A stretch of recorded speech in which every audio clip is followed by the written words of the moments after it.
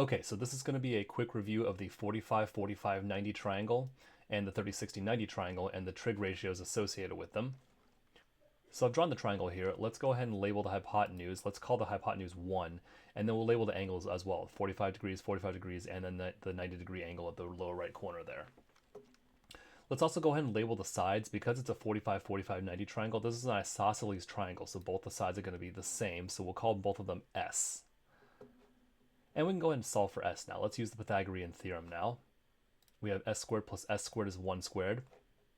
Combine the S squareds, we get 2S squared is equal to 1. And then if we divide both sides by 2, we get S squared is equal to 1/2. And taking the square root of both sides, S is equal to 1 over radical 2. Now you can also multiply the top and bottom of this fraction by radical 2 over 2, and that gets the square root out of the denominator, which is good practice. And then if we do that, we get S is equal to radical 2 over 2. So let's go ahead and label that.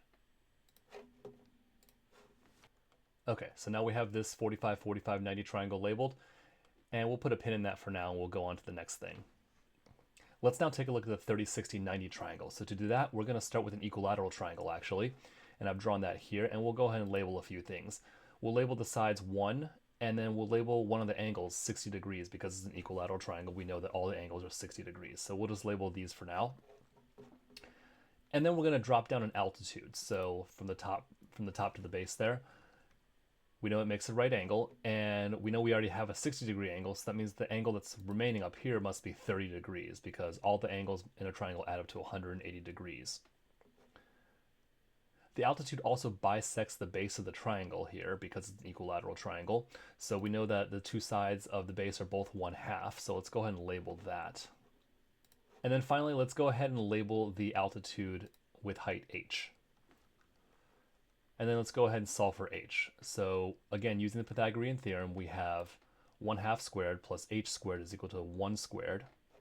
If we evaluate the exponents, we get 1/4 plus h squared is equal to 1. And then subtract 1/4 from both sides, we get h squared is equal to 3/4. And then if we take the square root of the top and bottom of that, we get h is equal to radical 3 over 2. So let's go ahead and label that. And now we have our 30-60-90 triangle. So let's go ahead and make a table. 30 degrees, 45 degrees, 60 degrees, and we'll take the sine, cosine, and tangent of each one. So let's start with the 45-degree angle here. Opposite over hypotenuse is radical 2 over 2 over 1, which is just radical 2 over 2. And this is where choosing 1 as your hypotenuse comes in handy a little bit, because dividing by 1 just gives us the dividend right back. So let's take the cosine of 45 now. Adjacent over hypotenuse, same deal, radical 2 over 2 divided by 1, just radical 2 over 2. And then for the tangent, we can either do opposite over adjacent, or we can do sine over cosine. They're the same thing. But either way, tangent of 45 degrees is equal to 1. Moving on to the 30-60-90 triangle, let's take a look at these two sides here, 1/2 and 1. Again, choosing 1 as the hypotenuse means we get the dividend right back. So 1/2 and 1, that is the adjacent over hypotenuse for the 60-degree angle, but it's also opposite over hypotenuse for the 30-degree angle. So sine of 30 and cosine of 60 are going to give us the same value. They're both 1/2.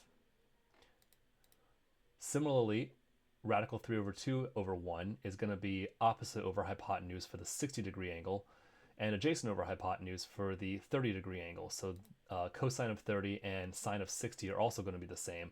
They're both radical 3 over 2. Tangent, we take a look at the two legs here and we divide them by each other in either order to get tangent of 30 and tangent of 60. For tangent of 30, we get 1/2 over radical 3 over 2 or radical 3 over 3. And then for 60 degrees, tangent of 60 is going to be radical 3 over 2 divided by 1/2 or just radical 3. Now, you can always rederive this table using the Pythagorean theorem like we just did, but just for speed's sake, it'd be good to just have these values memorized just so you can pull them out pretty quickly if you have to do a test or a homework or a quiz or something. So, hope this helps.